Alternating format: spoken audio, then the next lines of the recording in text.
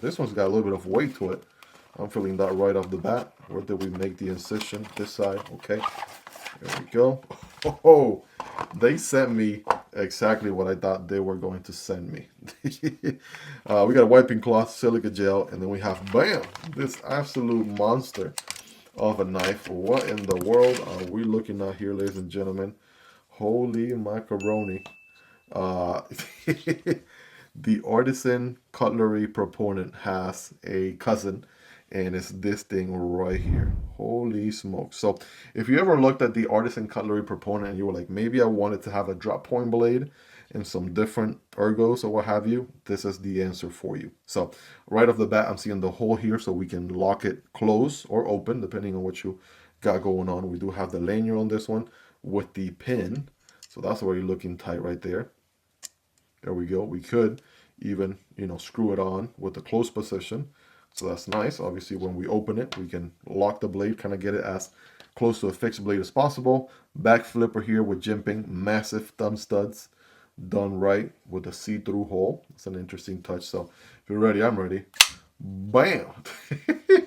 Holy smokes, ladies and gentlemen. Take a look at this behemoth of a knife right here as I slowly lose my voice. That's always fun when recording a YouTube video, am I right? Anyways, yeah, massive D2 blade. Check out the girth on this thing.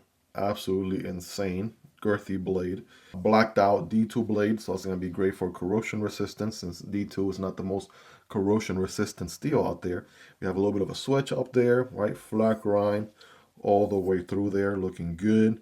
And an absolute chunker of a blade. We can even forward choke. Look at that, right? That's CJRB being CJRB and doing what they do best, right? They know regardless of what knife you're going to use, we want it to be, right, EDC friendly or, carry friendly. And so that finger choke right there makes a difference for sure.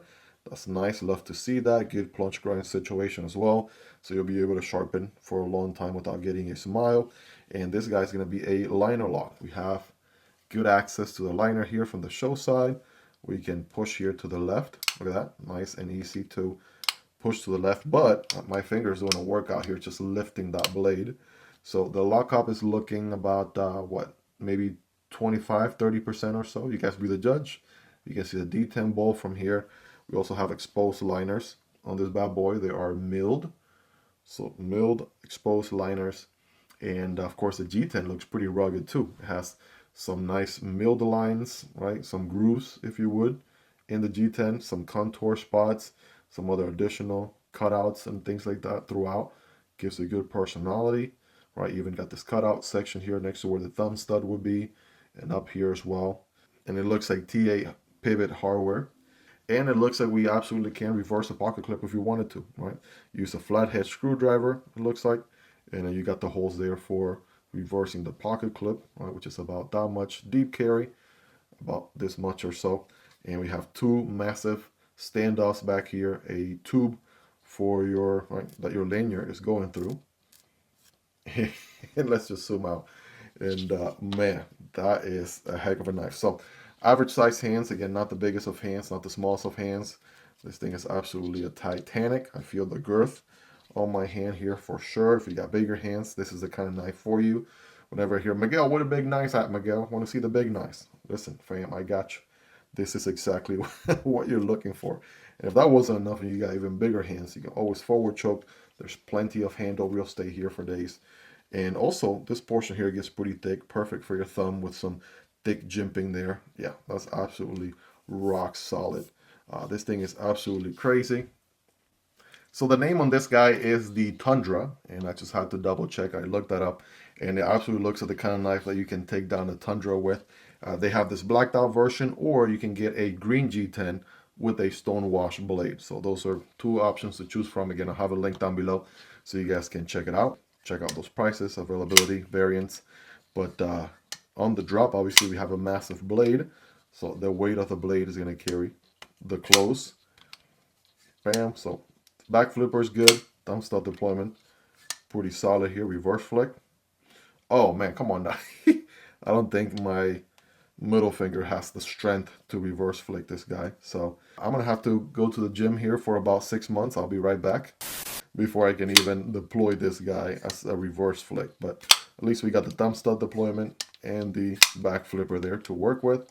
And just like I was saying earlier, to kind of drive home that point, you can use this pin right here, right? And then just put it from one side to the next, and then just screw it on like so, right? You get the idea all the way through. And it basically makes this technically still not a fixed blade, but as close to a fixed blade as possible. Kind of mirroring the whole lockup, right? If you would. Obviously, you still have the liner, but this is adding a whole new point of engagement for a whole new lockup. So that's where it's at. The Artisan Cutlery Proponent has the same deal here, and also comes with a very similar pin. And you can, lock up this guy as if it were a fixed blade. This is the OG one. You can see some pocket clip resemblances, right? More or less a very similar pocket clip, although a little bit shorter on the Tundra. All right, let's get a better view here, right? Doing a little side by side. Yeah, take a look at that. That is absolutely insane. A little bit of a shorter pocket clip. That's actually probably a good call. Nice to see that. The finger choil situation is a little bit better than what they did on the original Proponent. And this one is a Dirk Pinkerton design, whereas the Tundra seems to be an in-house design. But there's, a little bit of similarities, right? This one also has the cutout grooves and things like that on the handle. Again, it was one of the first overbuild chunkers from CJRB and Artisan Cutlery and whatnot. This has been on the Artisan Cutlery lineup. Again, the more high-end brand of CJRB, they now bring you the Tundra, which is a little bit more of the affordable budget brand, right, of the two. So, yeah, very nice and interesting indeed, right? There you go, side by side. That is crazy, ladies and gentlemen, absolutely crazy. And I know for a fact, so many of you out there are going to be so much into these knives. Now, I do like the thumb studs on the Proponent a little bit more than what they decided to do on this particular one. Seems to have a little bit of a edge or so when deploying, at least doing the thumb deployment. So this one will be more of my preferred choice for thumb studs. And can I reverse flick this guy? Okay, so maybe I broke it in a little bit and I can reverse flick this Proponent here, whereas this one, I don't know, it might take a little while before I can reverse flick it. Textbook piece of paper, we have D2 steel. This one's a little bit of a thicker, right? Thicker blade. I want to say perhaps we maybe have a nick right there. Not entirely sure. Let's just keep going through it here. There we go. Bam.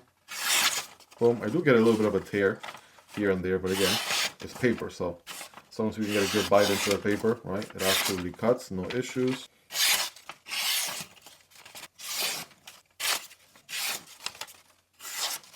And of course the cardboard here, right? Dual wall piece of cardboard, same deal, cutting diagonally for better performance. It looks something like this.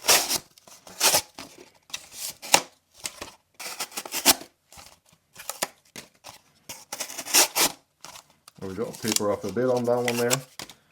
Again, I can feel the girth of the blade going through the cardboard, right? Just because definitely got some width to it. Again, this being a very challenging, right, material to go through, a little bit thicker. And what happens with the cardboard, this particular one tends to accordion a little bit as I'm going through the cut. So if it can do this type of cardboard, right, obviously it can do anything thinner than this, so that's not an issue. So one last one here for science. There we go. Bam. Boom. And now I'm fighting for leverage here. So.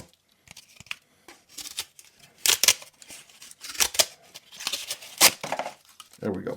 Hope you guys really enjoyed this one. If you made it to the end, you're the real MVP. Hope you guys have a wonderful rest of your day. Take care, and I'll see you on the next one. Either this one or this one. Peace.